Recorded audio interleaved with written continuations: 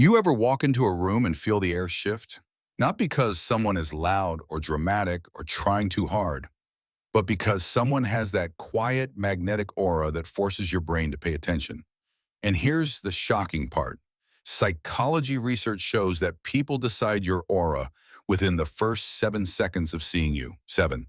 That's not enough time to say a word. Not enough time to prove anything, but more than enough time for the world to judge everything. And what's even more insane, most people accidentally destroy their own presence without realizing it. They talk too much, they over-explain, they overshare, they scatter their energy, and then wonder why no one takes them seriously. Today, I'm going to show you how people build an aura so powerful, it feels almost illegal. Like you're stepping into a room with unrestricted access to attention, respect, and influence. And later in this video, I'll reveal the one hidden behavior that instantly doubles your presence without changing your clothes, voice, or personality. Most people have never even heard of it. The crazy thing about aura is that it's not about being the most attractive, the richest, or the smartest. It's about being the person the room subconsciously organizes itself around. And that begins with the psychology of silence. Not the awkward kind, the powerful kind. The silence that makes people lean in, not step back. When you speak less, your words weigh more. When your facial expressions stay calm, your emotions feel controlled. And when you don't react instantly, people assume you're thinking deeply. Humans are wired to admire restraint. It signals power, stability, and confidence. Loudness signals insecurity. Over-explaining signals fear. And neediness signals emotional debt. Think about the last unforgettable person you met. They weren't trying to impress you. They made you feel like you wanted to impress them. That flip in dynamic doesn't happen by accident. It's engineered. But here's the part most people get wrong. Aura isn't created in the moment. It's created long before you step into the room.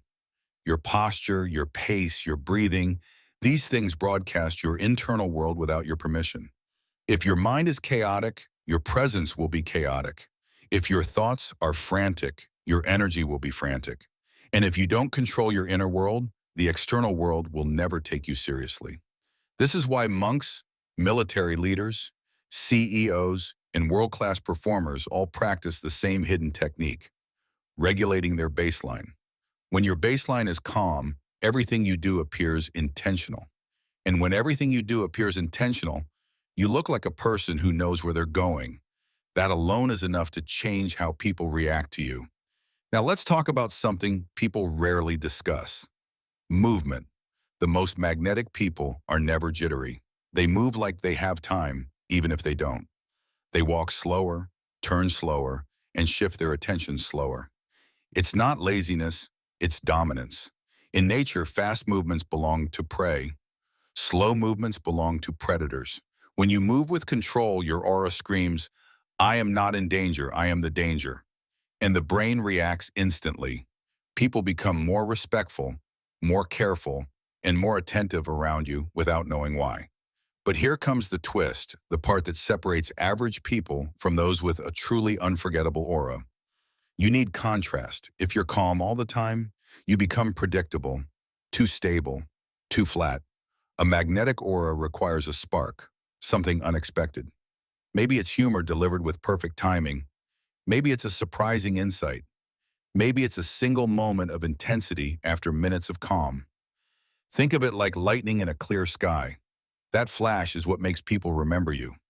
The aura isn't the flash, it's the sky that makes the flash shocking. Now let's open the loop I teased at the start, the hidden behavior that instantly doubles your aura. Here it is, deliberate pauses. Before you respond, pause. Before you answer a question, before you react to someone's emotion, that 3-second window forces people to pay attention. It elevates your perceived intelligence, confidence, and control. Leaders do it. Negotiators do it. Even actors do it. A pause is not empty space, it's pressure. And pressure builds attention. This one habit alone increases your presence more than expensive clothes or a deeper voice ever could. Another piece of the aura people forget is emotional neutrality. Not coldness, Neutrality. You're not up, you're not down. You're centered, you don't laugh too quickly. You don't get offended too quickly. You don't get excited too quickly. Quick emotions signal instability. Controlled emotions signal mystery.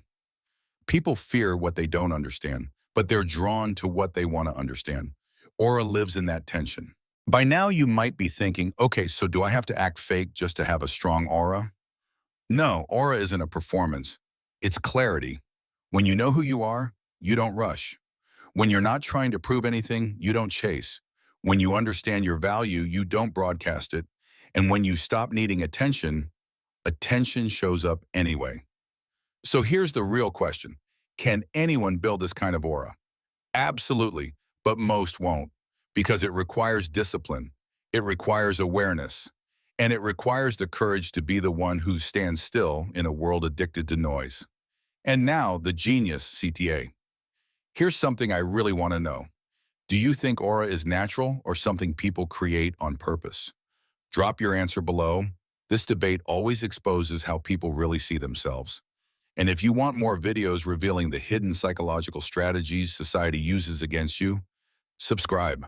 I'll keep showing you the things they hope you never learn.